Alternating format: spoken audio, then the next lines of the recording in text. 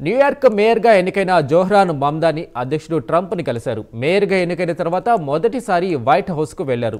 Mayor ఎన్నికల సమయంలో పరస్పరం తీవ్రమైన విమర్శలు చేసుకున్న ఇద్దరు నాయకులు కలిసి మాట్లాడుకున్నారు.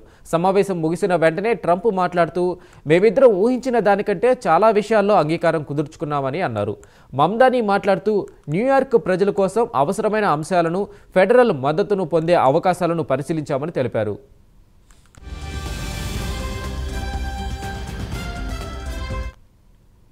ఈ భేటీలో ముఖ్యంగా నగర భద్రత, జీవన వ్యయ తగ్గింపు, నివాస వ్యవస్థలో సంస్కరణలు, ఫెడరల్ ఫండింగ్ వంటి అంశాలపై చర్చ జరిగింది.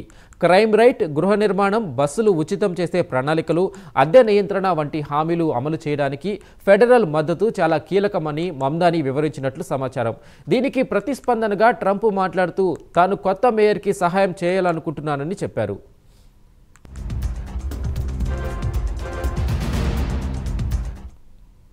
మేయర్ ఎన్నికల్లో మమ్దానీని పదే పదే ఎగతాళి చేసిన ట్రంప్ అతని విజయాన్ని వైట్ హౌస్ వేదికగా ప్రశంసించారు.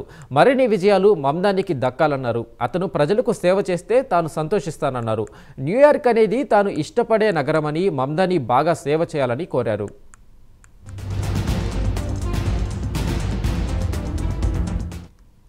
ఈ భేటీ తర్వాత అమెరికా రాజకీయ విశ్లేషకులు దీని ఒక కీలక సంకేతంగా చూస్తున్నారు. దేశ రాజకీయాల్లో సిద్ధాంతపరమైన విభేదాలు ఎన్ని ఉన్నా వాస్తవ జీవిత సమస్యలపై కొన్నిసార్లు సహకారం తప్పనిసరన్నారు. 2026 జనవరి 1న మమ్దాని బాధ్యతలు స్వీకరించనున్నారు.